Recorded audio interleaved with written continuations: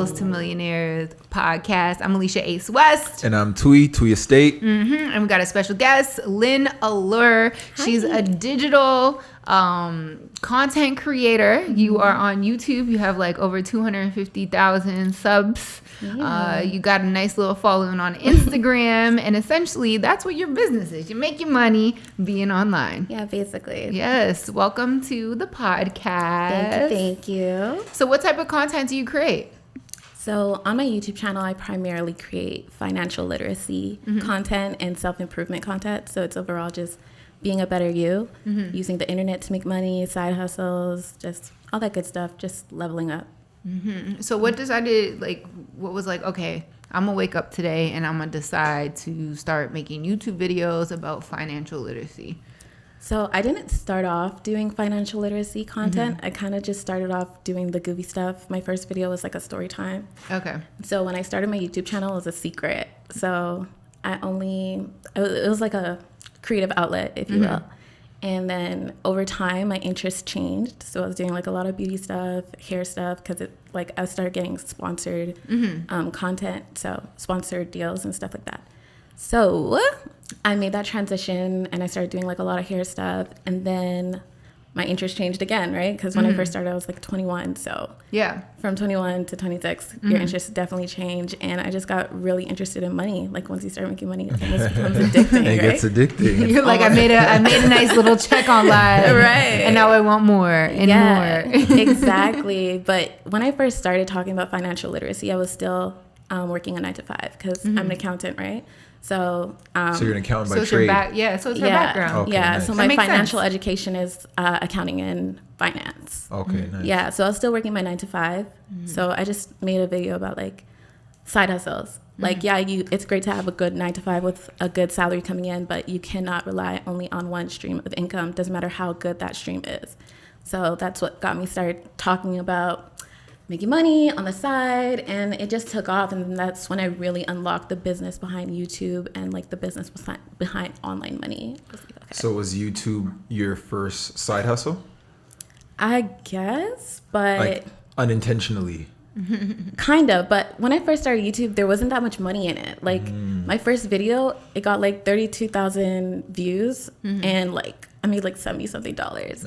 Yeah. So I wouldn't even consider that a side hustle because it was paying though. It was. So I was so That's happy. That's like your phone bill. Do you know what I mean? Yeah. It's taking care of a one too. Yeah, right? It's something. But I didn't know that that's actually not good for 30,000 views, $70-something. Because I had no strategy behind it. And I think that's the difference between like a hobby and a business. There's strategy involved. And I didn't have a strategy. I had no expectations for it whatsoever. So I just put it out just because I wanted to. Yeah. It was a secret. Didn't tell my friends, family, nobody.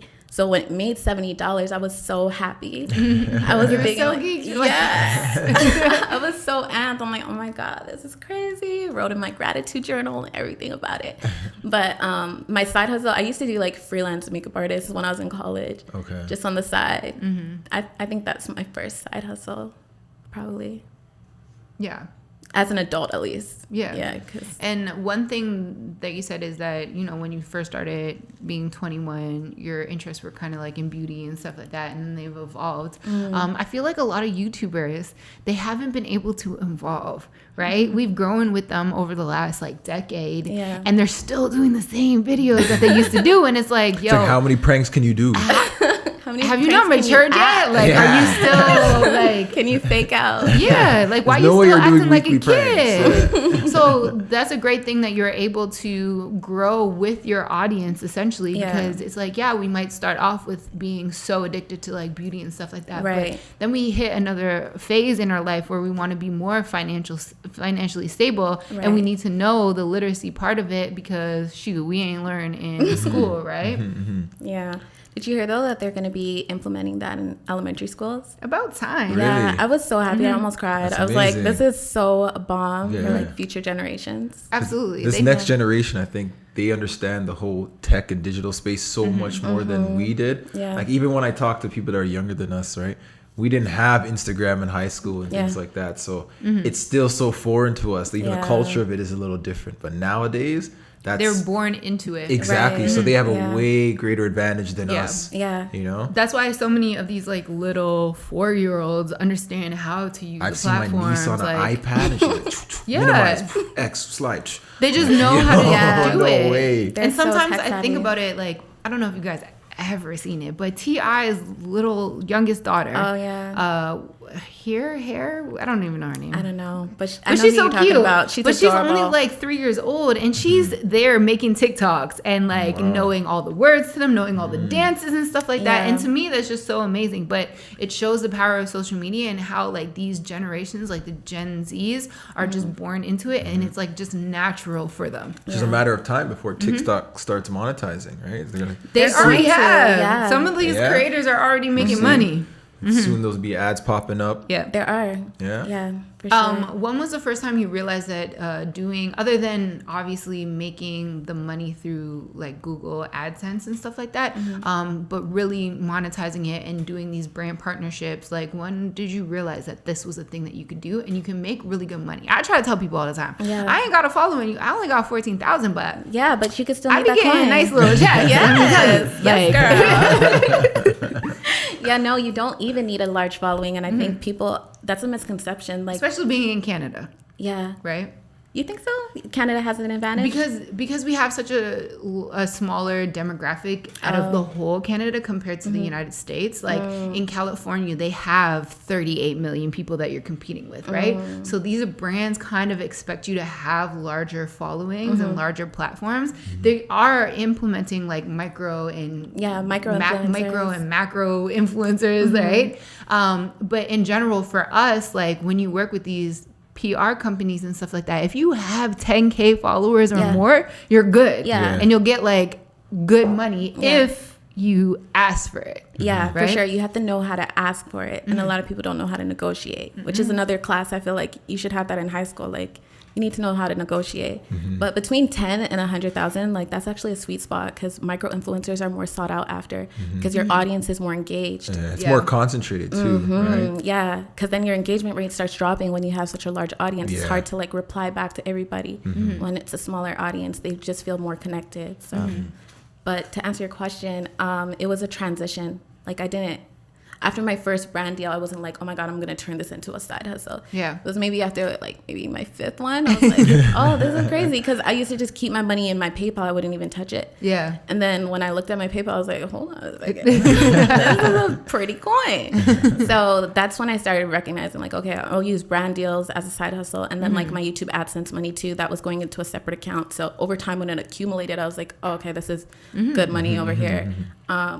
But then when I started putting more time into it, because mind you, all this time I'm in university full time. I'm working a 9 to 5 full time as well. So I wasn't putting that much time and effort towards my channel like that. But when I graduated from university and I had more time to dedicate to that and dedicate to growing that, that's when I was like, whoa, there's a real business behind it. And I'm like making way more money online than in my accounting job. And my accounting job was actually a decent paycheck too. So I was like, well, what am I doing? Let me focus here and see how I can like grow this. And once again, implementing strategy. So you've left the accounting job now? Yeah. Full-time entrepreneur? Full-time online entrepreneur. That's amazing. Congrats. Thank you. Tough journey. Question for you. So I have a friend that's a YouTuber. So they just started their YouTube journey just this year. They're picking up traction. They're doing pretty well. Nice. How do you get to that level where the subscribers start increasing, or what can people do to get to a level where their subscribers start increasing at a faster rate? Yeah. Is it dependent upon the content? Is it dependent upon how often you post? Is it a combination of a lot of things? Or when did you see that change in your subscribers? I would say it's consistency across the board. So like in how frequently you post and then the type of content you post as well. So initially I saw good traction in like my maybe first 2 videos, but then I switched up completely. And then my audience was kind of like, wait, Where's what she kind of, What going? is this? So you had to like start from the bottom again and kind of like exactly rebuild it. Right. So I would say consistency in the type of content and consistency in your frequency as well. So if you're going to post once a week, make sure you're actually sticking to that. Because although you might think, yeah, no one's really watching me like that. And people aren't. Yeah, some people are like, what's going on? Like, you haven't posted in 2 weeks. And then they just kind of forget about you. Not to mention the YouTube algorithm. it's not very favorable for you to be inconsistent like that. So when you're posting, the second you fall off, it's like you might have a really good. I'm working with like an immigration lawyer, right? And so we had a good couple of weeks, maybe 2-3 weeks, right, where he went from literally 30 views to like anywhere between 1,000 to 10,000, right? And then they just stopped creating videos, and now we're back to having 100, a couple hundred, and I'm just like, yo, you need to stay consistent. And now we have to wait until we get like the videos that kind of like get off the runway a bit, catch traction, and like keep feeding it and keep going, because once you stop, like it just goes down, and then you like have to do it all over again. It's like a fire, you gotta keep it ignited. Other platforms are different. Like with Instagram, you can post infrequently, and then if you're like, let's say you post something and it gets 5,000, your next post gets 7,000, but it was a month later, Instagram just sees your analytics as like, okay, it's increasing. But YouTube doesn't work like that. They work on watch time, and like it doesn't really matter what kind of content you're posting. It's just if your watch time is up, then they'll just keep pushing you. It's more favorable like that. So it's definitely like something that you have to have some type of strategy and optimize. There's a method behind the madness. A lot of people think that they can just like wake up and be like, let me just post on social media and all that other stuff. There's literally a formula to try to like make your content be the best performing as possible. Yeah, for sure. Do you have any tips for any new creators who are just starting, other than being consistent, of course? Yeah, consistency is a big one, but also like don't put so much pressure on yourself, because you might be interested in multiple things, and although if you choose one thing to niche down on, it'll help you to grow. But in the beginning, you might not know what you want to niche down on. And then before you start to just think about like all the different video ideas that you might want to create. If you can't think of 50, that's probably not a topic that you want to make your channel about, because you're going to experience like creator burnout. After maybe like your 10th video, you're like, okay, how much more can I talk about nails? I don't really like nails like that. Right? How much more pranks can I create? Like you're just saying, like, So I definitely suggest that, writing a list of like potential videos that you could do. So you say you would identify 50 sort of videos before you would even dive into a channel type thing? How far in advance do you plan out your I do my content calendar per month. And then I try to create all my videos like within the week.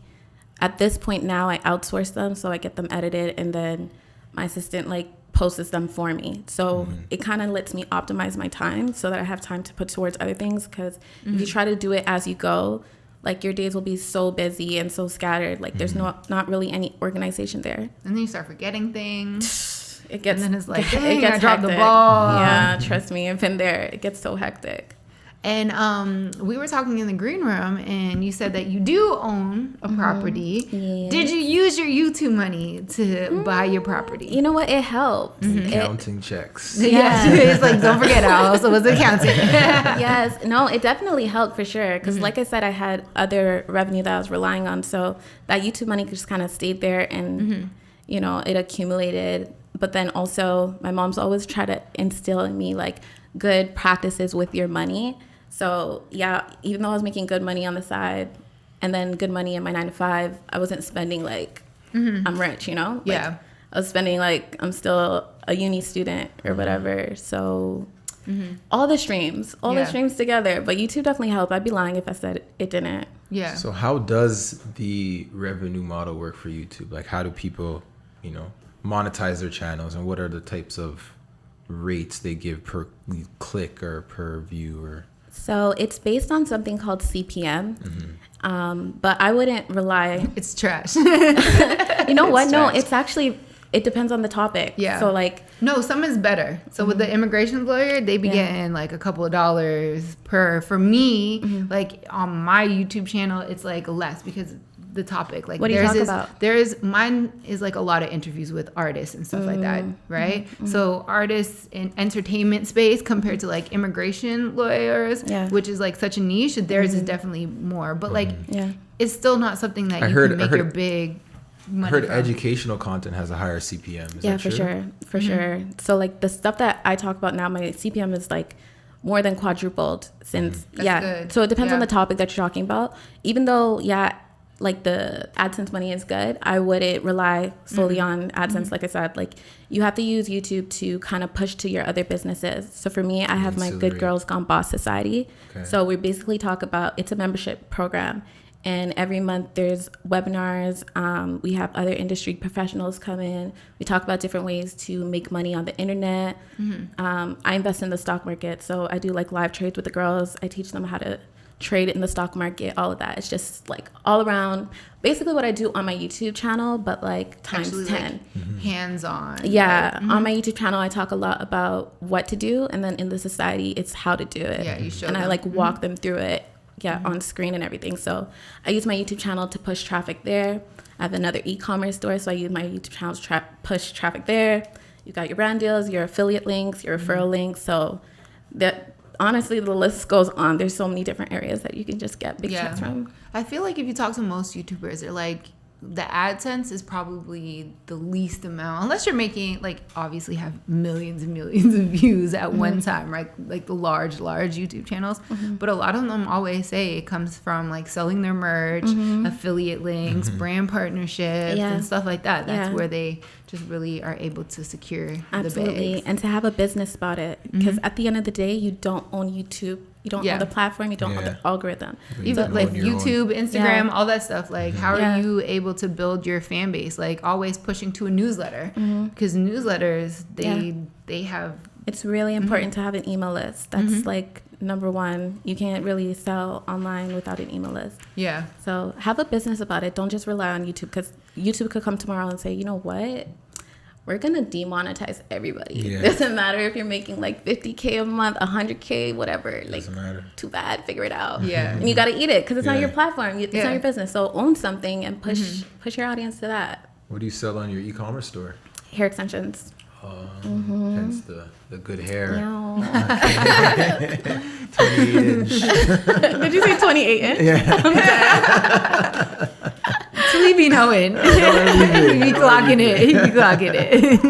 He's like, he's gonna be like his brother. He's like, I'm gonna buy a hair extension business. That's what I'm gonna start. Yeah, there's a lot of guys in that business actually. So. Yeah, I'd imagine the States, right? I'd assume so. I've seen that there's like, it's becoming more popular for Black men to start like nail salons too. Like obviously your brother, he was in a previous one and he said about the Champagne boutique, but there's other ones who are literally down and dirty doing them pedicures. Are you serious? Manicures. Yeah, there's a guy in Maryland I just seen. Okay. And it's like it's becoming more popular. They realized they're capitalizing on all those Black women who are trying to stay fly. They're like, oh, I want some of that money.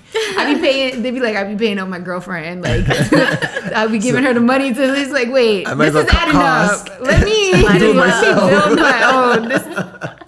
Why am I gonna do this?